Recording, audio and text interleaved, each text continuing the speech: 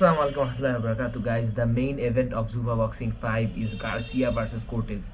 And yeah, I have no idea who the hell these two guys are, and I'm 99% sure that, like, I'm 100% sure that 99% of you guys have no idea who these guys are. So, Zufa Boxing, this company by Dana White and a lot of others was hyped up to be the saving grace for boxing. Essentially, this was supposed to make boxing great again. Dana said that, like, these days in boxing, I mean, like a few months ago, like before Super Boxing came, apparently in boxing, which is a fact, I agree with this. In boxing, people, like fans, usually, like most of the casuals, don't really like watch most of the fights in the main card.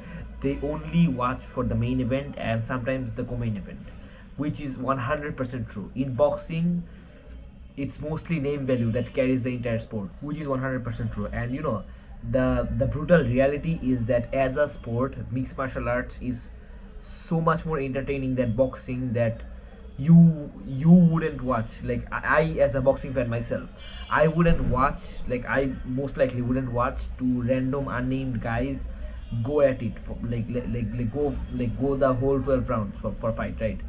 Compared to, like, let's say just a random prelim or early prelim fight in any UFC event. For example, the last for the last UFC card, right? Adesanya versus Pfeiffer.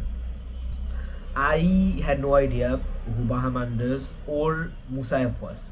I randomly hopped in the stream, and I saw, like the first round already went by, like I think the 2 minutes of the first round, and I had no idea who any of these guys were. However, by the end of the fight,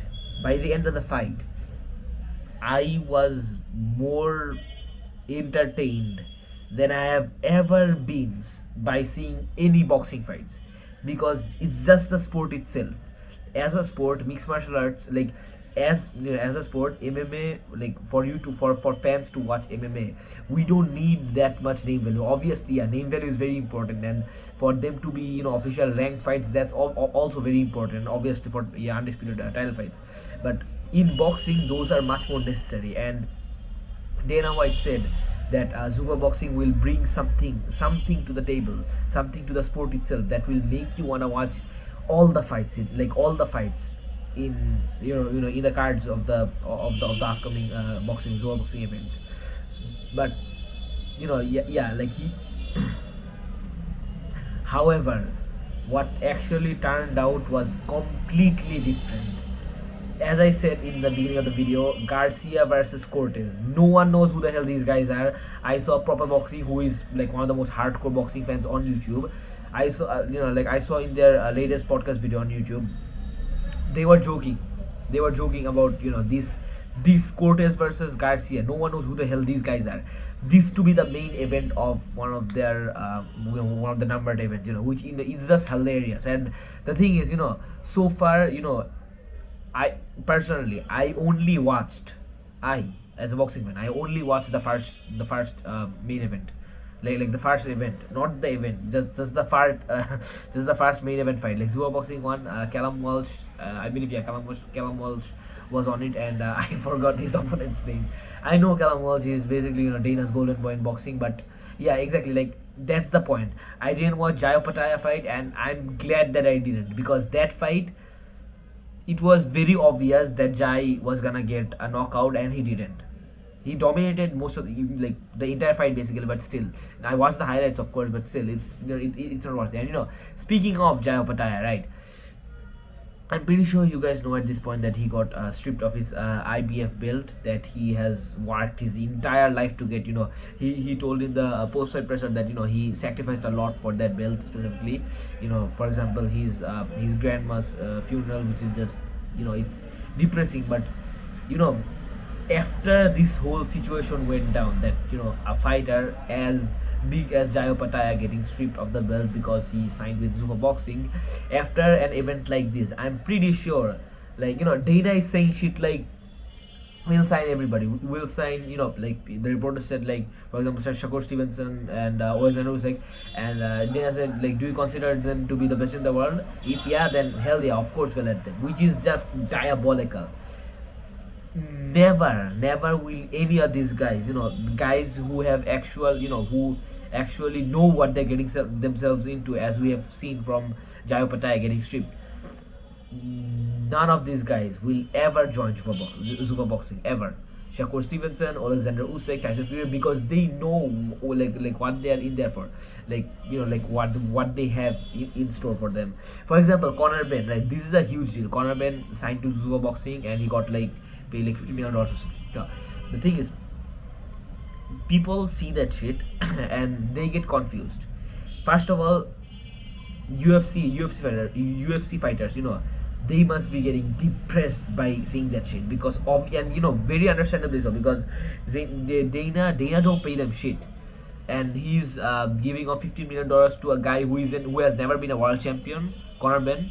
The only reason why Conor Ben was Chris Eubank was big is because obviously Chris is a great promoter, like he knows how to sell fights, but also the rivalry between Nigel Benn and Chris Eubank Senior. And that's the main plot. It wasn't the name value of Conor Ben himself.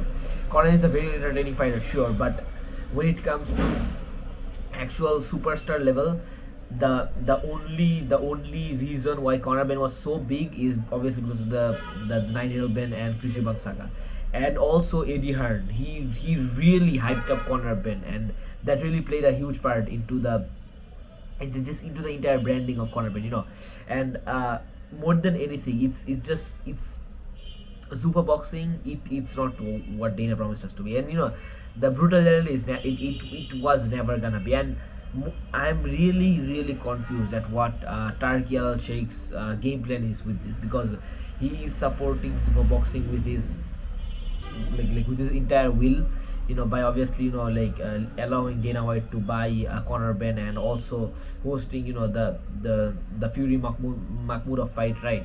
Like, Conor is signed to super boxing, yet his first fight is not even on a super card. That itself just tells you enough about this entire super boxing thing. And I won't watch any of the super boxing fights unless because it's just another boxing promotion, and it's not even a big one. Like, it's not nearly as good as Matchroom, Queensberry, PBC, not even close.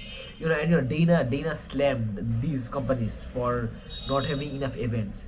The thing is, Dana, no one's gonna watch your events. No one gives a shit unless the event is big and it has name value. For example, PBC, they had their first fight the past week, Fundora versus what was his name, Thurman. Yeah, great fight, great knockout, great action. Quantity quality is what matters when it comes to boxing.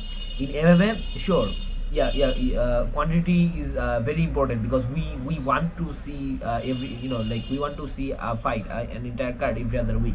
But in boxing, quality is much more important than quantity. And PBC, they only did one event in so far into the year, and Zuba boxing already did 4. But the thing is, no one gives a shit about the 4 Zuba boxing cards. No one's gonna talk about it for the next 1 or 2 months. But while Fundora versus Thurman, great fight, and very impressive by Sebastian Fundora, and people are a lot more people watch that, a lot more genuine boxing fans watch that compared to any other super boxing fight so far, including the Jaya Patai fight. And if you look at the next PBC event that's going on, David Benavidez versus Zurdo Jimenez, that is absolutely that's a firefight. Like, it doesn't matter if you are an MMA fan or a boxing fan, you don't want to miss that at all. Like that's full action. Like, that's gonna be an insane fight. I highly recommend it.